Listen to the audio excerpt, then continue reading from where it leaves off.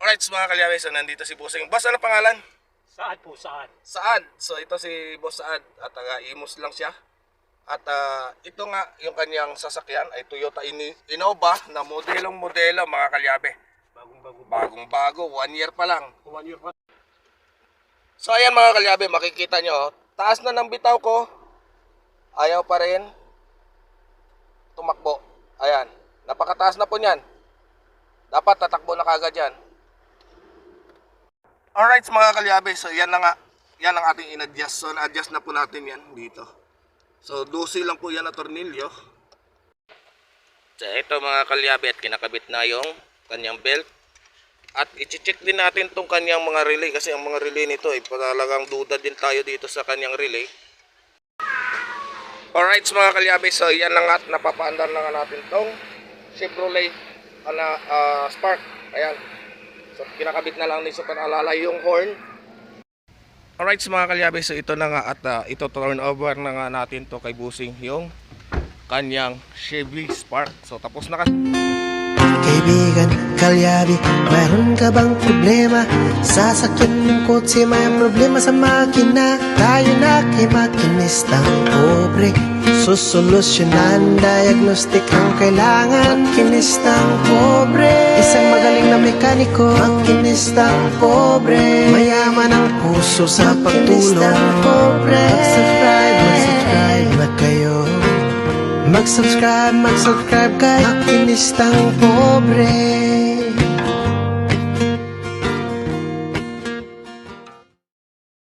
Alright, isang magandang umaga po sa ating lahat, lalong-lalo na po sa ating mga subscriber dyan, sa ating mga OFW sa mga panig ng mundo.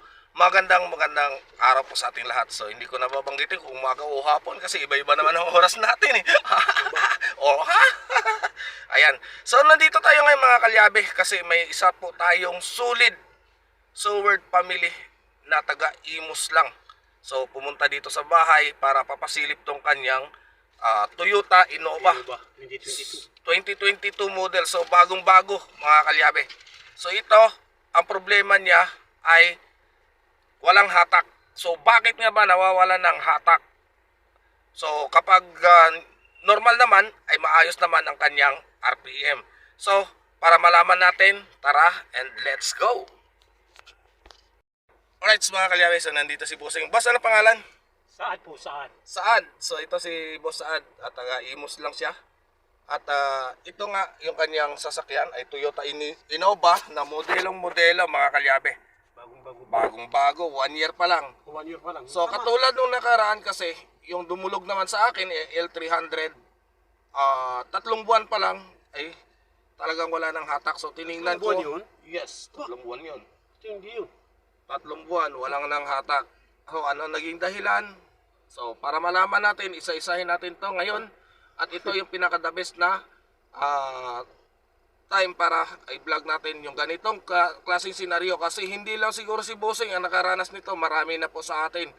Kasi nagtataka bakit bago pa ang sasakyan Ano, nakakapagtaka talaga. ay nag-i-slide na kaagad. Sliding na siya. Power.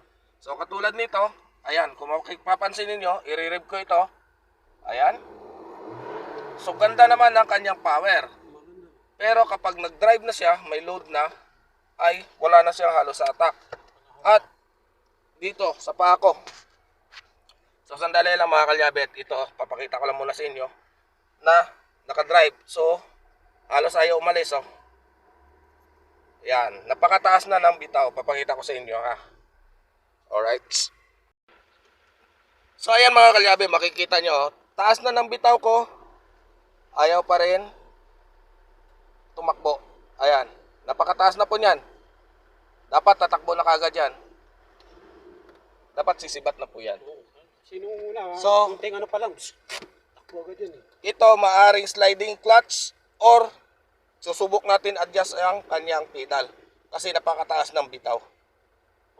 So isa sa mga dahilan, mataas yung bitaw ng pedal. So papakita ko sa inyo mga kalyabe. Shout out kay Bossing. Ayan, so papakita ko sa inyo, mayroon yan dito na adjustan. So hindi natin mapakita sa inyo, madilim. Ayan, nandyan. May adjustan po yan. At masyadong tukod ito. So a-adjust natin to ng bahagya. So hindi natin makita doon, medyo madilim. So Papasok yun sa kanya, no? so mamaya adjust natin muna bago natin i-test drive ulit kung magiging okay. So sana yun lang at Talaga. hindi ba po lagi kayo nakababad sir sa clutch? Kasi lagi ko Half clutch? sa ano ba, nunda ko ng Baguio. Okay. Nag-half clutch po kayo. Minsan, pero hindi lagi. So ang paa nyo pag nagmamaneho kayo laging nakaapak sa clutch? Pag siya, traffic siya, no? Beat siya. Hindi, yung nakababad yung paa pa. Ay, hindi. Hindi. Kasi yan mga kalyabe, kapag clutch rider tayo, yun ang isa sa mga dahilan kung bakit maging matakaw tayo sa ating clutch lining. So lalong-lalo na sa mga ganito manual ay lining ang problema. So either sa nagkaroon man siya ng depekto, yung ating lining na nakuha na unit, mayroong depekto yung kanyang clutch lining bago natin nakuha, or kuminsan sa sobra nating half clutch. Kasi kuminsan mahilig tayo mag half clutch. So dapat wag natin sanayin yung ating mga paa sa pag half clutch. So lagi nating pag tumakbo ng sasakyan, dapat ang paa natin ay wala na po sa clutch pedal. So ito po yung pedal natin, yung accelerator, brake, clutch. So dapat hindi na po tayo dito. So dito pa lang napansin ko, tigas na kaagad. Dapat which is malambot lang po yan. Ayan. So yan, adjust muna natin yan mga kalyabe. Alright. Alright mga kalyabe, so yan na nga. Yan ang ating in-adjust. So na-adjust na po natin yan dito. So 12 lang po yan na tornilyo. Ayan. Titingnan natin kung nagbago yung clutch nito. So dito. Lumambot. So titesting natin ulit. Sasama natin ulit si Busing para i-test drive natin kung may power na siya o wala.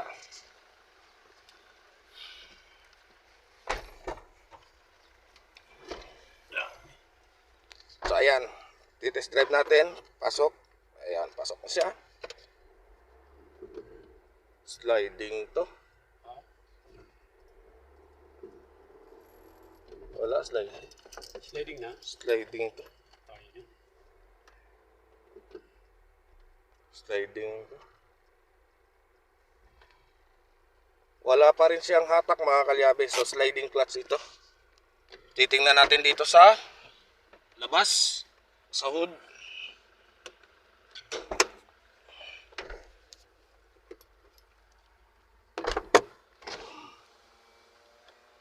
So note mga kalyabe ha, wag tayong basta-basta magpakasiguro kapag lalong-lalo na kapag nasa biyahe tayo at iisa lang ang susi na dala natin. Lagi po natin kapag bumaba tayo sa sasakyan na nakaandar, lagi pong naka-open itong ating bintana. Para just in case na mag-uutulak ay hindi po tayo maabala at hindi maglalak. Mabuksan natin kagad yung ating pinto. Alright. Ano pala yun? So maaari sliding clutch siya. So ayan. So napansin mo nangamoy to dati no? Kanina kagabi lang. Nangamoy na siya. Oo. So Pakakyat ako. yon mga kalyabe at nangamoy na nga. At 100% yun na po talaga yung sira nito, sliding clutch na siya. So hindi ka makakabiyahin nito ng diretso boss. Ano? Magkano mga clutch? Ang clutch lining nito boss ay depende sa klase. Tatlong klase po kasi yung clutch lining natin. Class A replacement, Class A at saka yung original niya na mismo. Kapag may mga so ayan na nga mga kalyabe, na-confirm na nga po natin na sliding na talaga ang kanyang clutch kasi kahit in-adjust na po natin doon ay talagang wala na siyang pwersa. At isa pa, tinanong natin si Busing kung may naamoy siya nung na parang sunog na goma, ay meron na nga siyang naamoy kahapon. So ito na nga yun dahil sa sliding na nga ang clutch nito. So malamang sa malamang, kung naalala ninyo yung previous vlog natin na katulad ng sa L300 ay ganito rin ang nangyari. So sliding ang kanyang clutch. So yan ang problema natin ngayon sa mga halos lahat ng mga dumudulog sa atin. Puro mga bago pang sasakyan pero ganyan na yung kanyang mga clutch lining. So lagi sliding clutch na sila at hirap na umahon. So ito, yan si Busing at may kinakausap pa. So katulad ni Busing, ito dahil hindi naman niya nabili ito ng tas at binabayaran niya pa. So doon sa pamamasada niya, Grab sir, nagga-Grab ka? Sa Grab. So yan, sa katulad nito kasi nakipagsapalaran si Busing. So si Busing pala ay dating OFW, nakipagsapalaran dito para bumiyahin ng Grab. At ganito pa nangyari sa kanyang sasakyan. So medyo masaklap ito mga kalyabe.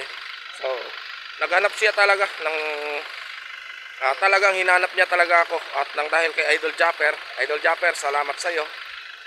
So kaya nakilala niya po tayo at talagang hinanap niya talaga yung aking contact number para madala niya dito sa atin yung kanyang sasakyan. So ito na nga. So abangan natin, baka mamaya at tutuloy na natin to,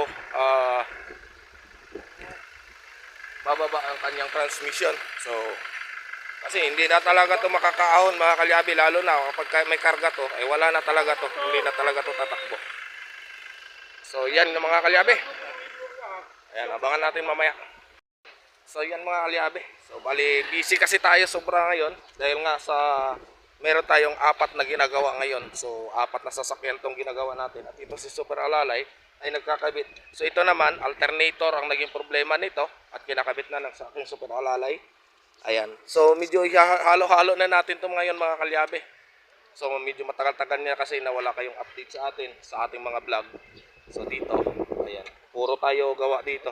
So pagpasensyahan nyo na kasi sa pag-engine overhaul kasi mga kalyabe ay hindi ko na talaga mapapangako sa inyo na mabibideo ko ng maayos kasi alam niyo na kung bakit, ko anong dahilan, dahil nga sa nagkaroon nga po tayo talaga ng phobia. So ito kasi, so kung napapansin nyo, yan pa po yung bakat ng ating naranasan nung sumabog yung ating cellphone at nasunog yung ating pinte. So kaya marami talagang nagtatanong. Alright, so ito mga kalyabe, at kinakabit na yung kanyang belt. At i-check din natin tong kanyang mga relay kasi ang mga relay nito ay talagang duda din tayo dito sa kanyang relay bago natin paandarin itong sasakyan na to. So ito ay ang Nissan Sirena na 2.0 engine. Ayan, SR20 po itong makina. Ayan. So kung napapansin niyo, Nissan, Toyota. So huwag kayo magtaka mga kalyabe kung iba-iba yung ating mga ginagawa. So may Toyota tayo, may Mitsubishi, so Honda. So wala tayong pili sa mga sasakyan. Ayan. So ito, may kinakausap lang si Busing kasi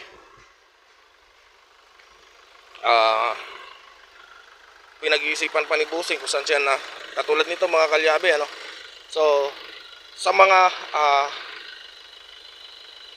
tawag nito, sa lahat po ng ating mga nagawa, hindi po lahat ng mayroong mga sasakyan ay talagang may kaya. So mayroon dito na nagkaroon ng sasakyan dahil sa kagustuhan na magkaroon ng katuwang sa panghanap buhay. Ayan, so nagsumikap kahit na medyo mabigat sa bulsa yung installment, pero talagang pinipilit. So kasi gusto natin na kahit sino naman siguro mga kalyabe, gagawin ang lahat para lang makaahon. So yan talaga yung pinaka the best. So investment na rin kasi ni Busing ito. At ito, mas maswerte-swerte pa ito. Isang taon mahigit pa itong inabot. Yung isa, yung ginawa natin ay 3 buwan lang. At na-slide na talaga yung kanyang clutch. Alright. Ayan mga kalyabe, si Busing, sanay na sanay po ito sa manual. Pero ito, nagtaka siya, bakit ang bilis. So, although na lahat halos na encounter natin ng mga manual transmission ay tumatagal halos ng mga 3 taon, 5 taon hanggang 5 taon bago may baba ang transmission. Pero dito sa senaryo na to, dahil nga sa nang nakaraan 3 buwan sliding na ang clutch, ito kay Busing na sanay sa manual ay inabot lang ng 1 taon ang clutch sliding niya. So sanay na po yung si Busing ha sa manual, lagi manual po kanyang dinadala. Pero nangyari pa rin sa kanya yung hindi natin inaasahan.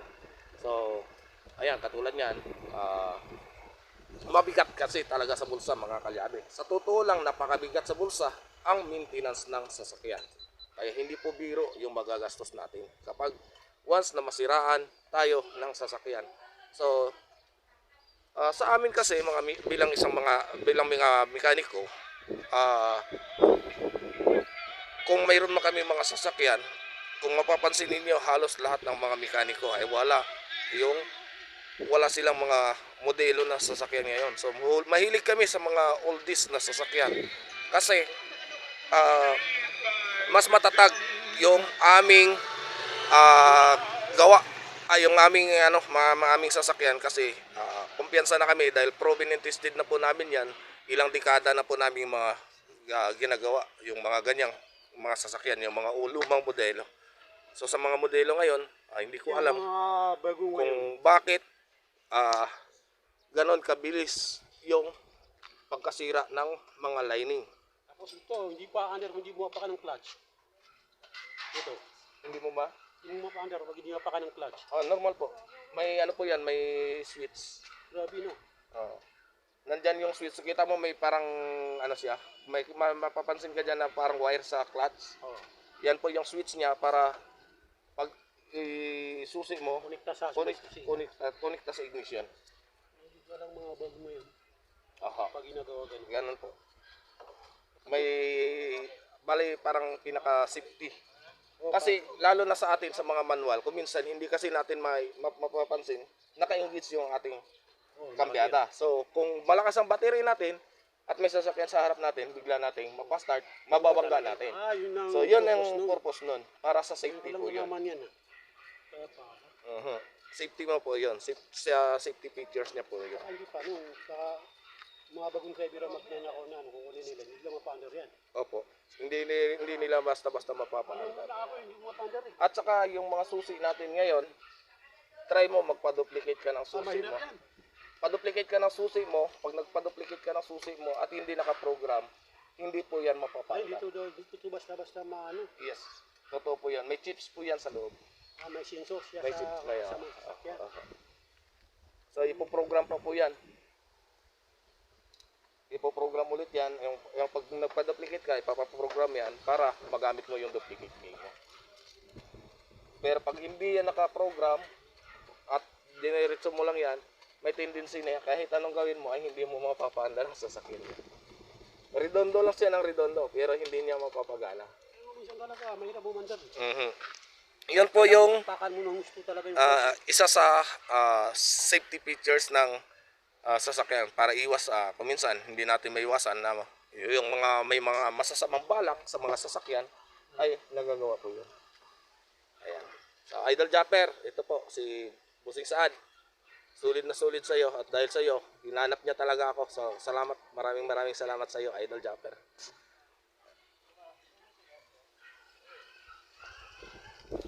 Thumbnail. Ayan. So, nagpapagano sila sa bahay kung paano makahanap ng pera. so kita mo naman bossing, haba yun, ibira. Haba ng gawa ko. Ando sa loob ng garahe, sa bahay, Chevrolet. Oh? Ayan, Ford Everest. Patapos na rin yan. Ito, ang coaster na to, problema pa is computer box. So, medyo... Pero pag ibaba ito, mga ilang araw. Saglit lang po yun, maghapon lang po yun sa amin. Hindi pa nga abutin yan. Dali lang. Madali para sa kakabisado. So, kasi pag hindi mo kabisado talaga, Pero matagal. nakakabawa kayo nito, no? Oo. Sino ba? Hindi naman pa. Marami yan dito sa atin. Oo. Manual matic na pag manual matic o manual manomatic ay mabilis lang namin magawa.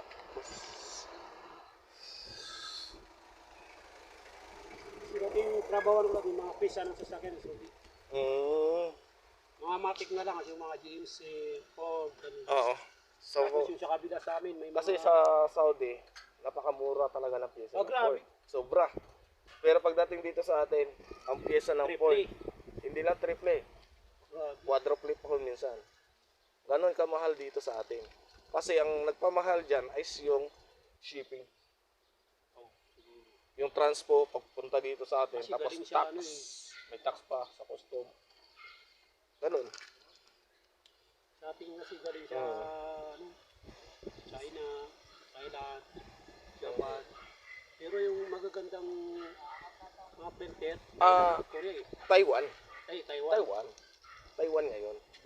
May paninda kami dyan sa Tsaka halos lahat ng replacement ngayon, ang pinakamaganda na gamitin, Taiwan. filter ang pinakamarami namin, ano, may marami kami, ano, container yan, Taiwan. Taiwan.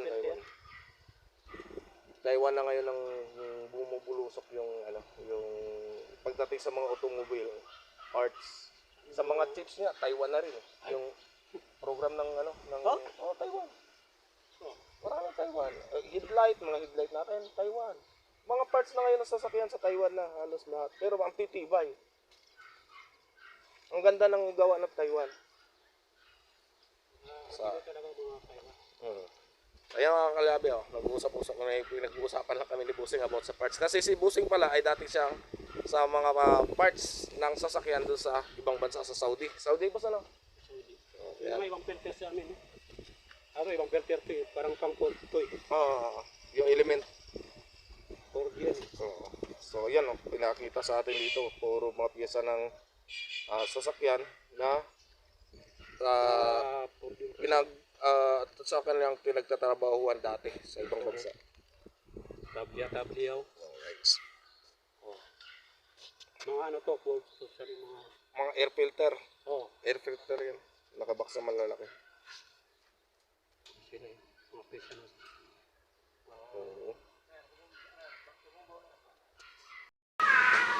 Alright mga kalyabe, so yan na nga, napapaandar na nga natin tong Chevrolet Spark. Ayan. So kinakabit na lang ni Super Alalay yung horn, yung kanyang alarm. Sabi ibabaw lang yan, sa ibabaw lang. Hindi nga. Sa ibabaw lang yan. Plastic na ako-connect? Oo, sa ibabaw. Hindi, iba. Ganyan ba yan? Kaya nga nakatupi yan. Tapos yung ground sa ibabaw. Parang hindi pa na-flat. Ayan, so papaandarin lang natin ito ng maigi. At iti-test drive na natin. At shoutout nga po pala kay Sir Isidro David. Ayan. So lagi yun po yan sa atin, Idol Japper. Sulit na sulit po sa atin yan. Kung naalala nyo, siya po yung nagbigay sa akin dati ng cellphone na ginamit natin sa pagbablog. Ayan. So ayan na, at mamaya-maya ilantay lang natin yung may-ari talaga nito dahil si Sir David yung nag-recommend nito sa atin dito. So antay lang natin yung may-ari para matest drive namin to sa labas at makita naman ng may-ari kung ano ang performance ng ating gawa. So mamaya at ito pwede ko na itong ihataw doon sa labas. So wala na akong pangamba kahit ihataw yan dahil ilang araw na itong naka-andar dito sa atin. Alright mga kalyabe, so ito na nga at ito turn over na nga natin to kay Busing yung kanyang Chevy Spark. So tapos na kasi ito mga kalyabe. Ayan, at na-test drive na rin natin to sa labas. Kasama natin si Busing. Ayan, so satisfied naman siya. Ay, abanti natin konti, baka biglang may dumaan alanganin dyan eh. Ayan siya. So tapos na po yan. At ayan. Alright. So ayan, maraming salamat po sa inyo, sa inyong walang sawang pagsuporta sa inyong mga kalyabe. So maraming salamat po sa inyo. So hanggang dito na lang muna yung ating vlog. So abangan po ninyo yung pagbaba natin ng transmission ng Toyota Innova. So hanggang dito na lang. Bye bye.